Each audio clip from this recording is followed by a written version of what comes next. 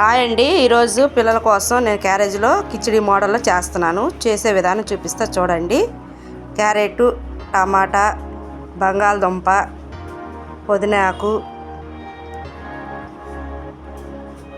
పలావ్ దినుసులు, ఉల్లిపాయలు, పచ్చి బఠానీ ముందుగా నానబెట్టుకున్నానండి. ఇదిగోండి, ఇవన్నీ తాలింపు వేసుకుంటున్నాను. చాలా సింపుల్గా అయిపోద్దండి. పిల్లల కోసం మీరు కూడా క్యారేజ్లో ఇట్లా ట్రై చేయండి ఒకసారి. నేను ట్రై చేసినట్టు చాలా టేస్టీగా ఉంటుంది. కొంచెం ఉప్పు వేసుకుంటున్నాను. ఇదిగోండి, తెరలుతుంది. తెరలినప్పుడు గరం మసాలా వేస్తాను. ముందుగానే నేను 1/4 కేజీ బియ్యం నానబెట్టుకున్నాను.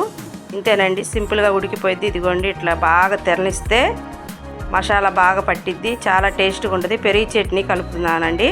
1/2 లీటర్ పెరుగు తీసుకున్నానండి. ఉల్లిపాయలు వేసుకొని కలుపుకున్నా. ఇంతేనండి, అన్నం సింపుల్గా ఉడికిపోయింది. చాలా టేస్టీగా ఉంటుంది. పిల్లలు చాలా ఇష్టంగా తింటారు. మీరు కూడా ఒకసారి ట్రై చేయండి. పెరుగు చట్నీ ఇట్లా చేసుకోండి. బాయ్ అండి.